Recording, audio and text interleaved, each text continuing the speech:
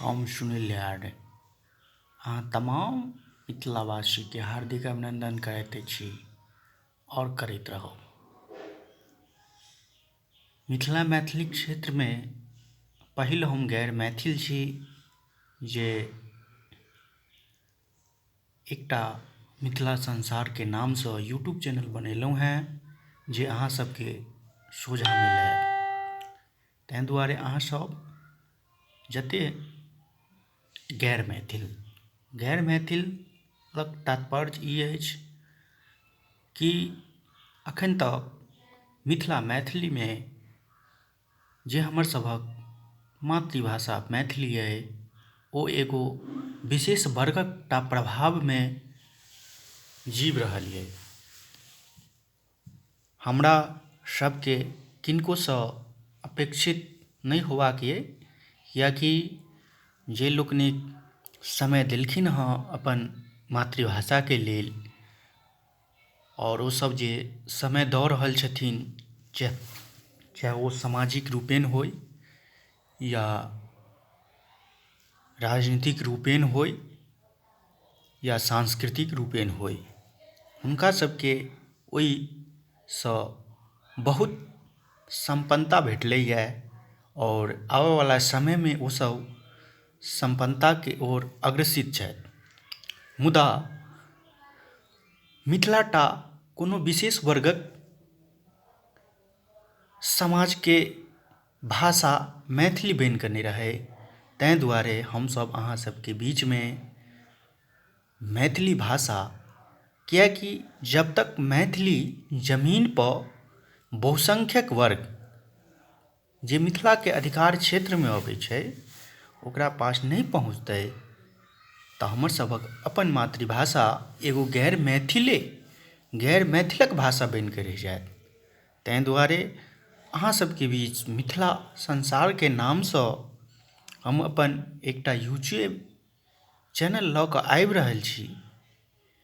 मिथिला संसार रखने छलहुँ लेकिन यूट्यूब एकर नहि देलक। मिथिला समाजके नामसँ जे मिथिला समाजके जानबाक इच्छा भारते नहि अपितु पूरा विश्वके छै, जे ओ मिथिला मैथिलके नाम पर जे एगो विशेष वर्ग जे अपन प्रभुत्व स्थापित केने छै ओ अपन कर्मठतासँ केने छै, हमरा किनकोसँ अपेक्षित नहि अइ।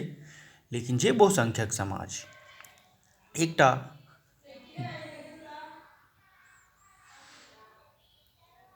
बहुसंख्यक भाषाके अपन प्रभुत्वमे रखने छै, ओहि भाषाके ओहि वर्गके लेल पहुँचाबऽ धरि अखन तक जे काज नहि भेलै, हम ओहि काजके बात कऽ रहल छी। और हमरा ई आशा नहि विश्वास अछि जे गैर मैथिलीमे जे चेतना एलैए, चाहे ओ सामाजिक रूपसँ होय या राजनीतिक रूपसँ होय, या हम जँ कही तऽ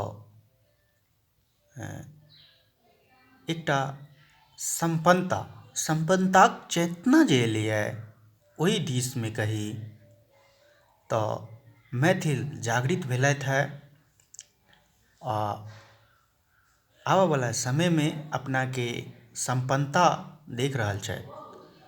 तैँ हम कहब, अगर समाजमे जे गरीबी अशिक्षा छै ओकरा दूर करबाक लेल, चाहे ओ सामाजिक रूपेण होय या राजनीतिक रूपेण या सांस्कृतिक रूपेण, सबसँ महत्वपूर्ण गप ई छै कि हमर समाज जनचेतना और जागृतिके ओर कयल जाय। बहुत रूपेण एहन गप सरक्का बातचीत,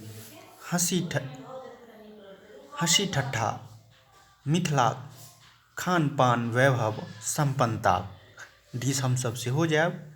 ताहि दुआरे अहाँसब हमर एहि मिथिला संसारके पेजके लाइक आ सब्सक्राइब करू और पूरा विश्व जे हमर सभक भाषा मैथिलीके जनैत, हमर सभक खान पान, हमर सभक वैभव सम्पन्नता, हमर सभक विचारक तेज आ या कही तऽ गैर मैथिलके बीचमे नहि पनपि रहल एहि मैथिली भाषाके अपेक्षितके दृष्टिसँ देखैत लोकनिकके बीच पहुँचबाक प्रयास करब। और हम ई जरूर कहब, जखन हमर सभक भाषा सांस्कृतिक धरोहरसँ आगाँ बढ़त, सामाजिक रूपेण आगाँ बढ़त, तऽ निश्चित रूपेण हमरा सबके समाजमे सम्पन्नताक घोतक बनाउ बहुत नीक बात छै। जतयके भाषा सम्पन्न छै ओ समाज सम्पन्न होइ छै, ओहि समाजके लोक आगाँ अबै छै। ताहि दुआरे बहुत नीक प्रायोजनके लऽ कऽ हम लगभग 2 सालसँ तैयारी करै छलहुँ हेँ, मैथिली बुझबाक लेल, मैथिली समझबाक लेल, वर्गीय विशेषतावक प्रभावके रूपेण आगाँ करबाक लेल। आओर एगो प्लेटफॉर्मके तहत हम अपन यूट्यूब चैनलके शुरुआत केलिए। ताहि दुआरे जतेक मैथिल छी या हमरा बुझबामे आबै जे एगो विशेष वर्गके प्रभाव छै जकरा हम गैर मैथिल कहै छिए आओर कहैत रहबै, तेँ सब लोकनिकसँ आग्रह अइ कि हमरा एहि पेजके लाइक करी। एहिके साथ हम एकर एडमिन सुनील आर्य अहाँ सबसँ विदा लेब। धन्यवाद।